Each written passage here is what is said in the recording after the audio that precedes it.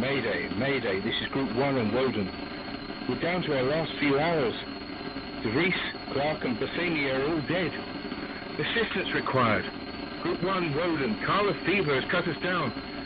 Antidote required urgently. Mayday, Mayday. We thought you should carry your own emergency supplies. We don't know what the position is on Woden. Sure. What about the serum? It's on board in the refrigeration compartment. Great. Have a good trip.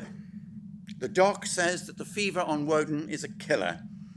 If they don't get that serum, they don't stand a chance. I'll get there.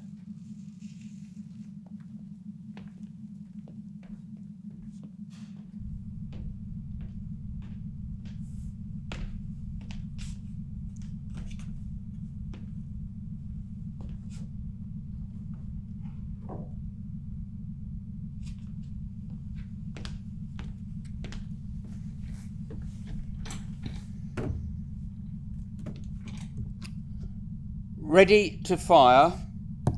Internal oxygen supply on. Exterior oxygen supply off. Exterior oxygen supply off. Release activator in ready position. Release activator in ready position. Your EDS is now independent of the mothership. EDS on automatic calculated course.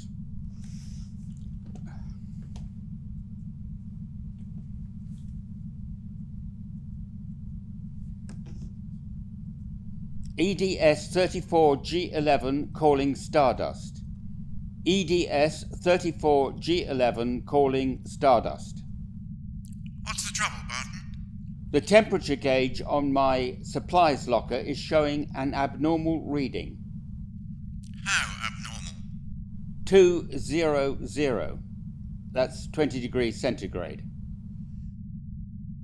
Sounds like a stowaway. Normal procedure, okay? Okay.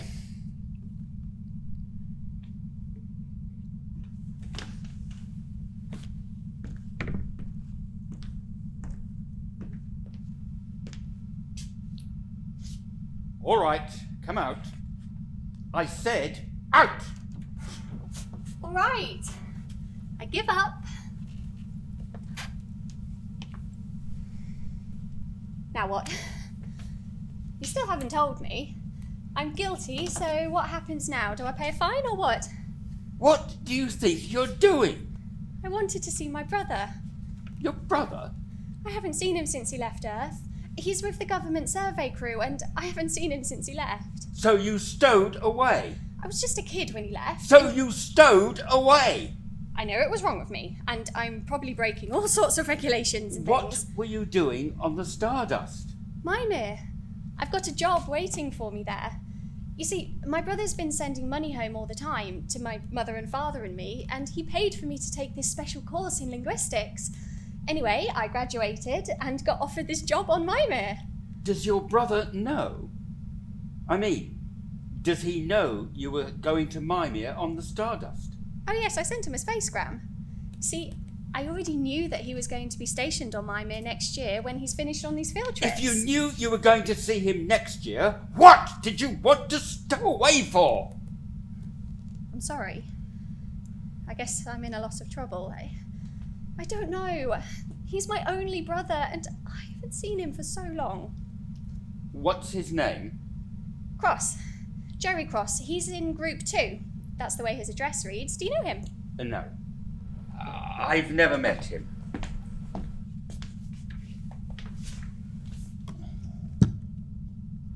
Why are we going faster? To save fuel for a bit. You mean we don't have very much? How did you manage to stow away? Oh, it was easy, really. I just sort of walked on when no one was looking. I was practicing my Gelanese with the native girl who does the cleaning in the ship's supply office when someone came in with an order, and I heard them say it was for the supply crew on Woden. I slipped into the locker there after the ship was ready to go. Just like that? It was just, I don't know, just on impulse, so I could get to see Jerry. Do you know what the supplies are I'm carrying to Woden? No? Equipment? But honestly, I'll be a model prisoner. I intend to pay for my keep as well as paying for the fine, and once we get to Woden, I'm sure I'll be useful. I can cook, and I can mend clothes for everyone, and I know a little bit of nursing too if anyone gets sick. This is EDS G3411 calling Mothership Stardust. Emergency. Are you going to get them to come back after me? Barton, this is Commander Delhart. What's this about an emergency? A stowaway. Oh, but why the emergency call? You know the procedure. I suppose you've informed ship's records so his nearest relatives can be identified? No, I had to contact you first. The stowaway is still aboard and the circumstances are different. How different? You know the law, don't you? Any stowaway discovered in an emergency dispatch ship shall be jettisoned immediately. What does he mean? The stowaway is a girl. What? She wanted to see her brother. She's only a kid. She doesn't know what she's doing. I see. So you called me in the hope that I could do something? Look, I'm sorry, Barton. There's nothing I can do. I know how you feel. There's nothing I can do. You have to go through with it. I'll have you connected to ship's records. What did he mean? What did he mean, go through with it? Jettison? What did he mean? Not the way it sounded. he meant it the way it sounded. No, but... He meant it the way it sounded. Oh. You're joking. You're joking. I'm sorry. I should have told you before. But I had to see if anything could be done. I had to call the Stardust. But I don't understand. If you make me leave the ship, I'll die. I know. You know. There's no alternative. There just isn't any alternative. You're really going to do it. You're going to make me die. There's no human in the universe can change it. You're going to make me die, and I didn't do anything to die for. I didn't do anything. I know you didn't. I know. EDS 34G11, this is ship's records. We require all the information in the subject's identity disc.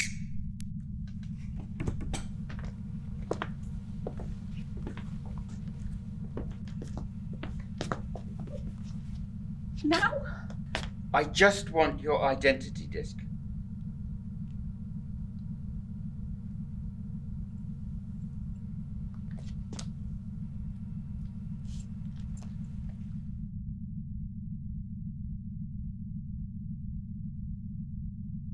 Here's your data records.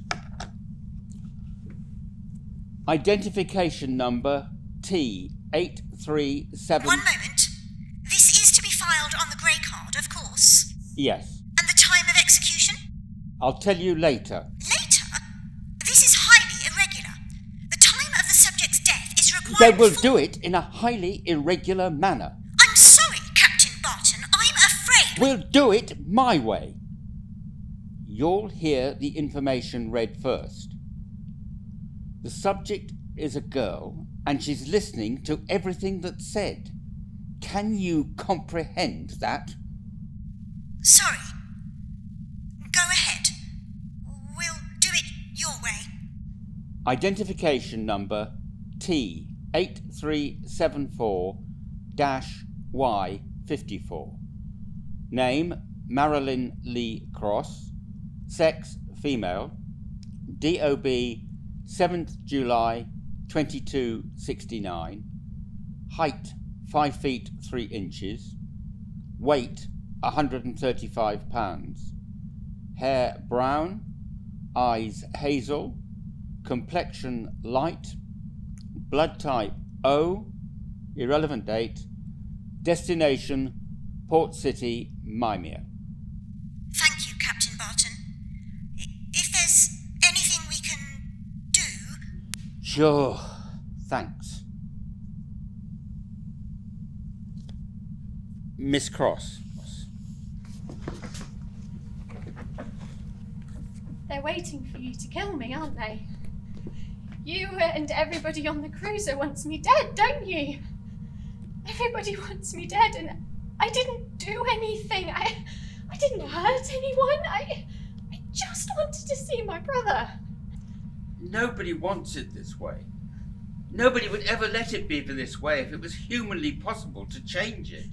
Then why is it? I don't understand. Why is it? This is an EDS, an emergency dispatch ship, a kind of ambulance in space, if you like.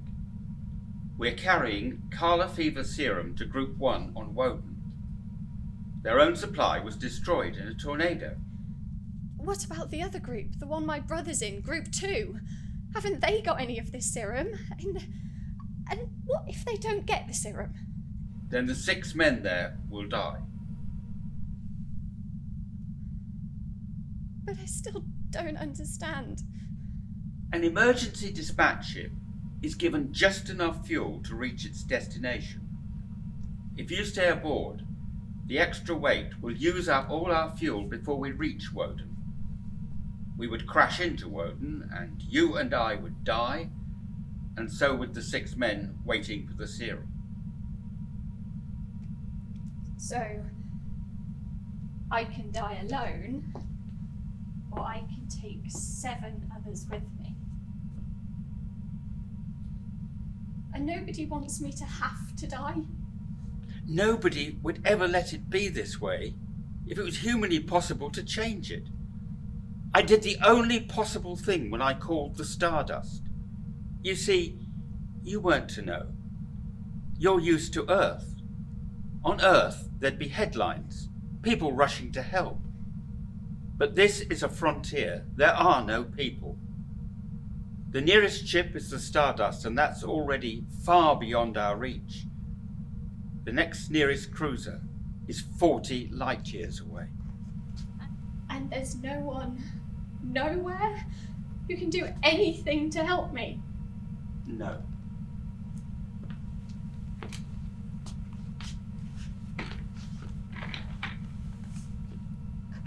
How long can I stay? I don't know. Not long. The computer will tell us. Captain Barton? Barton here, Commander. A check with records shows you haven't completed your report. No. I was going to do it later. What's happened? Have you reduced your deceleration or something? Yes. I'm decelerating at 0.10. I thought, under the circumstance... All right. We'll overlook that for now. What time did you do it? I cut the deceleration at 1800 hours. The weight is 135 pounds. I'd like to continue at 0.10 for as long as the computers say I can. Will you give them the question? Barton, you will resume deceleration at 1910 hours. Is that when I go?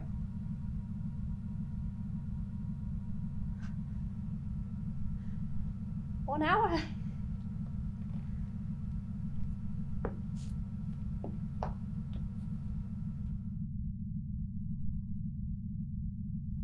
Honestly, Marilyn, I want you to understand. I do understand. There isn't enough fuel for me to stay. I have to pay. When I hid on this ship, I got into something I didn't understand, and now... You have to pay. I'm sorry. I'm being selfish. Just thinking of myself. I'm trying not to cry. I don't want to die. Not now. I want to live, and nobody is doing anything to help me. They're all letting me go ahead and acting like nothing was happening. They don't seem to realise I'm going to die and nobody cares. We all do. I do. And the commander does, and the clerk in ship's records. We all care, and we all did what little we could to help. It wasn't enough. It was almost nothing. But it was all we could do. Not enough fuel. I can understand that, but to have to die for it, me, alone, how did it all happen so quickly? An hour ago, I was on the Stardust headed to Mymir, and now the Stardust is going on without me, and I'm going to be killed, and I'll never see Jerry or Mum or Dad again. I'll never see anything again. This is all I'll ever see. It's different here. It's not like back on Earth. It's not that no one cares. It's that no one can do anything to help. The space frontier is big, and here along the rim the colonies and exploration parties are scattered so thin and far between. I know. On Woden, for example, there are only 16 men. 16 men on an entire world. The exploration parties, the survey crew, the first little colonies. They're all fighting alien environments, trying to make a way for those that will follow. No, that's what Jerry used to say in his letters. But did he tell you the environments fight back? The people who go to a new world usually make a mistake only once. There's no margin. Along the rim of the frontier, there's no margin of safety. There can't be any until the worlds have tamed for settlers. I was going to Mymir. I didn't know about the frontier. I was going to Mymir, and it's safe there. You left the cruiser that was taking you there.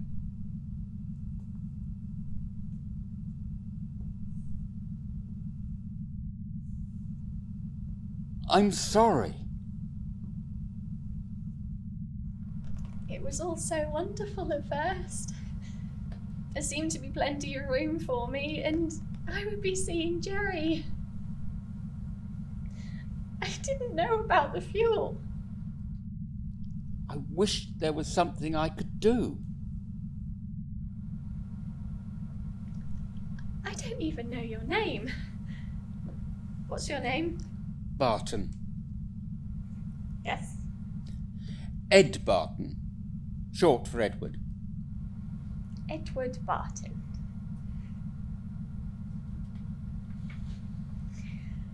"15 minutes. Try not to think about the time. There was so much time.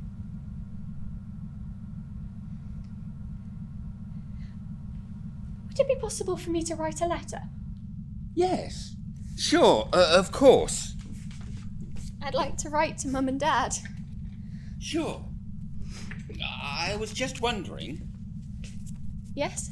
Well, I was wondering, would you like to speak to your brother? Could I? I might be able to contact him. I mean, if you'd like me to. Oh, please. It may take a little time.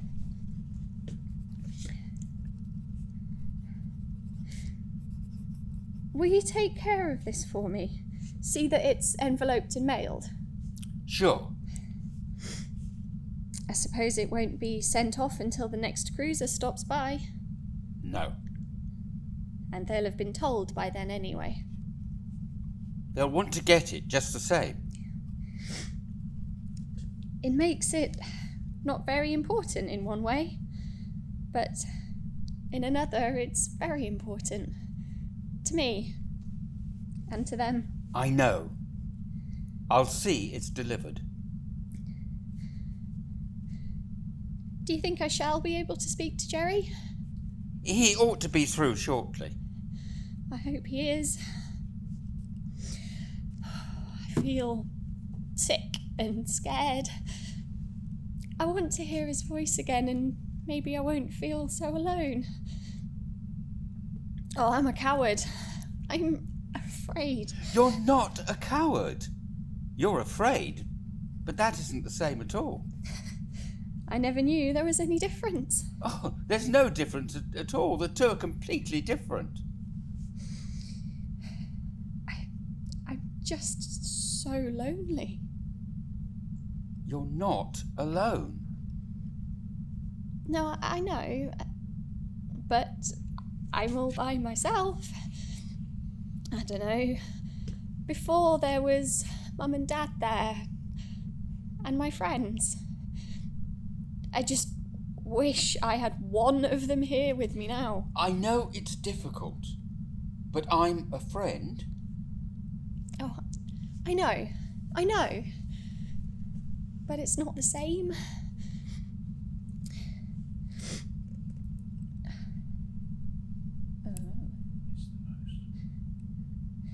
Do you know the ones I miss the most? The ones... my friends who are just ordinary.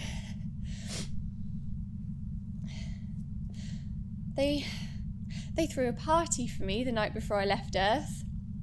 A going away party. Good party? Oh yes. But one of the boys brought a bottle of whiskey along, and they were drinking it, all the boys. Eric, that's the one who brought it, he got drunk. They're not used to drinking. I got so mad with him. I wouldn't be mad at him now. He was messing around and making a lot of noise, but I wish he was here with me now. You like parties? Is it the same for Jerry? I mean, if he should make a mistake, would he have to die for it all alone and with no one to help him? It's the same all along the frontier. As long as there is a frontier, it'll be like that. Jerry didn't tell me. No, people don't. It only worries their families. He said the pay was good and he sent money home all the time because Dad's shop only brought in a bare living. He didn't tell you it was dangerous? Well, yes, he did mention that, but I guess we didn't understand. I always thought danger along the frontier was something that was, I don't know, fun. An exciting adventure, you know, like the 3D shows. No, it's not, is it? It's not like that at all. Because when it's real, you can't go home once the show is over. No, you can't. Isn't it cold in here? Don't you think it's cold in here? Why, yes. Yes, it's colder than it ought to be. I'll just boost the heating.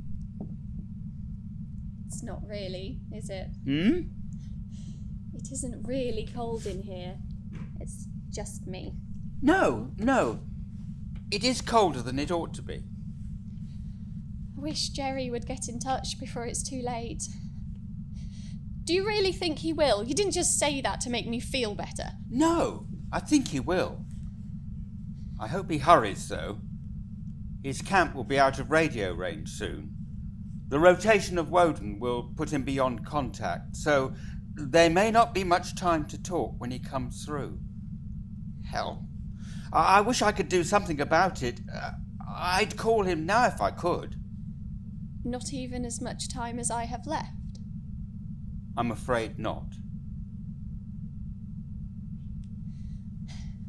Then I'll go when Jerry passes beyond range. I won't wait any longer after that. I won't have anything to wait for. Maybe I shouldn't wait at all. Maybe I'm being selfish. Maybe it would be better if you told him about it afterwards. He wouldn't want you to do that. Not to wait for him. Is it night or day where he is?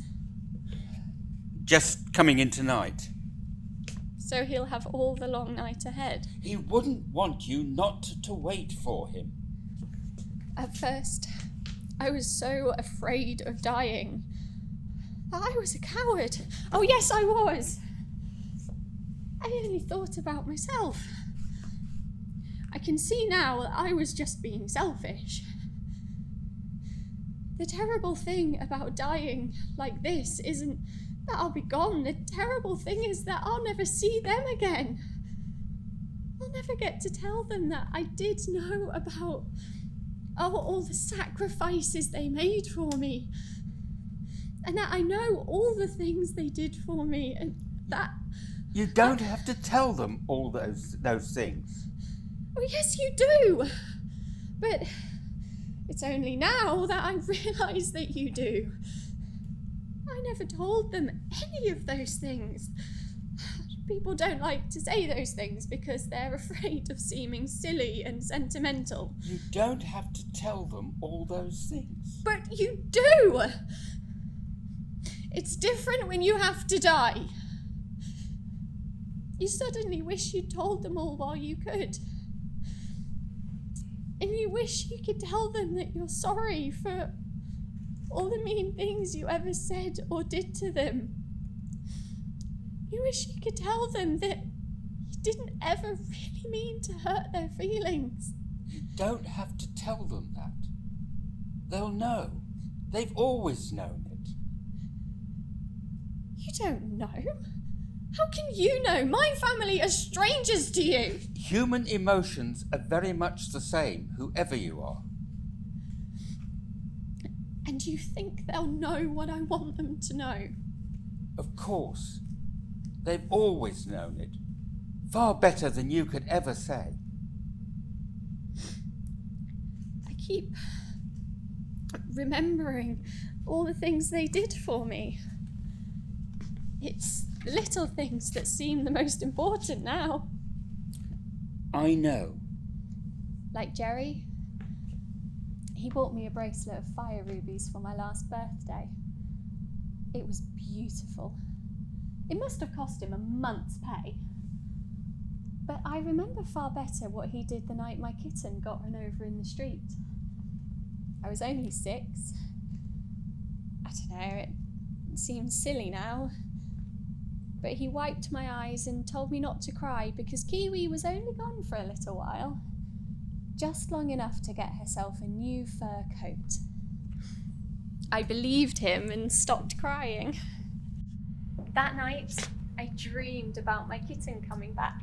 And did she? Oh yes, of course.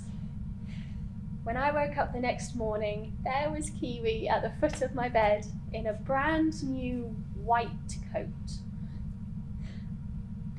It wasn't until a long time later that Mum told me that Jerry had got the owner of the pet shop out of bed at 4 a.m, and when the man got mad about it, Jerry told him he could either come down and sell him that white kitten right then and there, or he'd break the man's neck.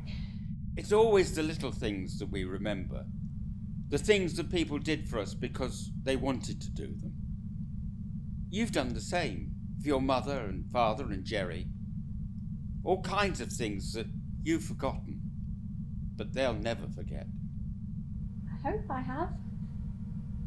I'd like them to remember me like that. They will. I wish. The way I'll die. I've read about how people look when they die in space. Their insides all ruptured and exploded and their lungs out between their teeth. Marilyn? And a few minutes later, they're all dried and shapeless and horribly ugly. I don't want them ever to think of me as something dead and horrible like that. They won't. Of course they won't. You're their own, their child and sister. They could never think of you other than the way you want them to. The way you looked the last time they saw you. I'm still afraid. I don't want Jerry ever to know, but I can't help it. If he comes through in time, I'm going to act like I'm not afraid at all and... This is Woden Group 2. What is it? Hello? What is it? Hello, Jerry. I wanted to see you. Hello? Who is this? Jerry, it's me. Look, is this the EDS? It's Marilyn. Marilyn? Look, what's the game? Jerry, it is me, Marilyn. Your sister. I don't get this. That's what are you doing? I mean, where are you? Oh, Jerry. I'm on this ship. The EDS? Yes.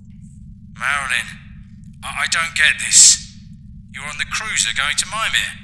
You sent me a spacecraft. I wanted to see you. So I hid on this ship. You hid on it? Yes. I didn't know what it would mean. Marilyn, you... Oh, Marilyn. What have you done? You're kidding me. Jerry, I didn't... Marilyn! Look, pull yourself together. Don't, Jerry.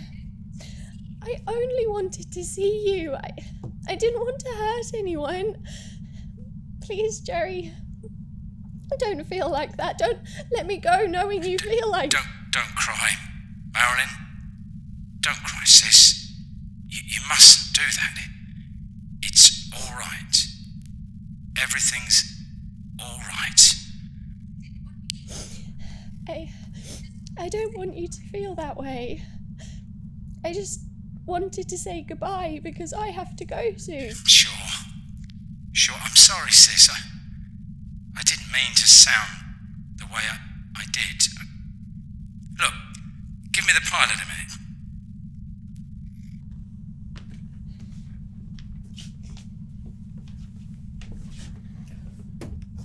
Barton here. Have you called the Stardust? Yes, an hour ago. What did the computer say? I can't turn back. The nearest spaceship is 40 light years away, and there isn't enough fuel. Are you sure the computers had the correct data? Yes, of course. You're sure of everything? Yes.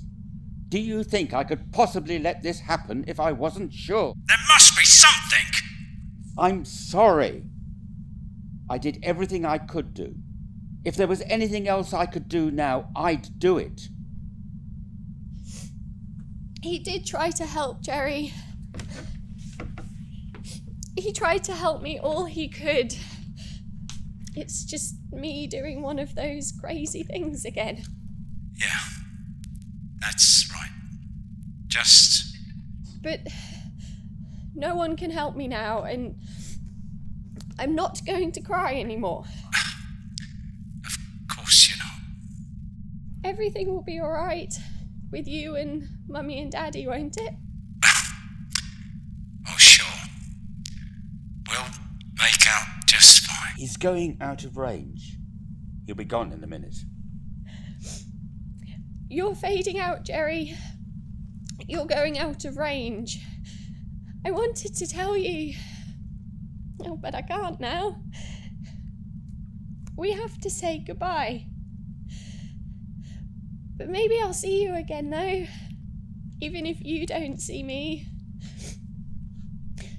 Maybe I'll come to you in your dreams, with my hair in plaits and crying because my kitten's dead. Or maybe I'll come back as one of those gold-winged larks you told me about, singing my silly head off to you. Or maybe I'll be nothing you can see. But you know I'll always be there beside you. Think of me like that, Jerry. Always like that and not the other way. I don't want you to think of me as dead. Always just the way you are, Marilyn. Never any other way. Our time's up, Jerry. I have to go now.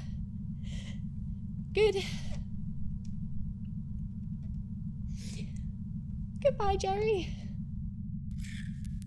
Goodbye, little sister.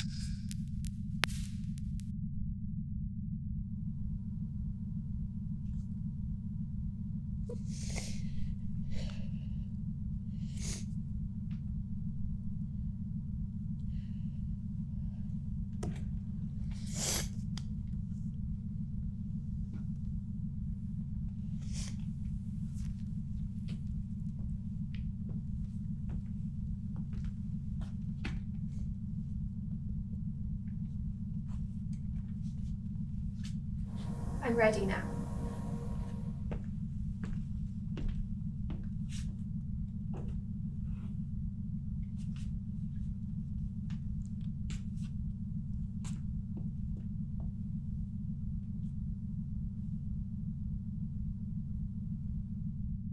Goodbye, Captain Barton. Goodbye. Miss Cross.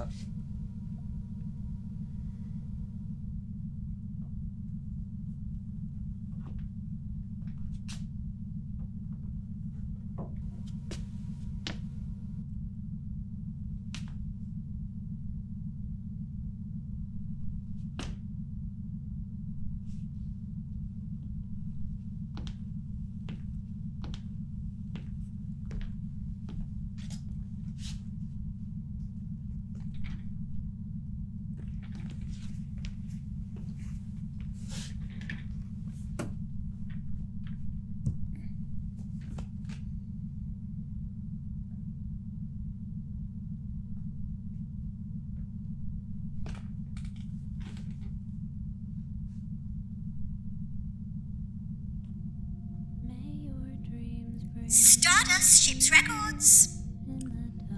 This is EDS G3411. Regarding stowaway identification number T8374-Y54. Normal procedure for stowaways has been carried out. At 1909 hours, the stowaway was ejected from the EDS. Details from identity disc have already been filed. May you always be brave in the shadows till the sun shines upon you again. Hear this prayer in my heart, and we'll ne'er be apart.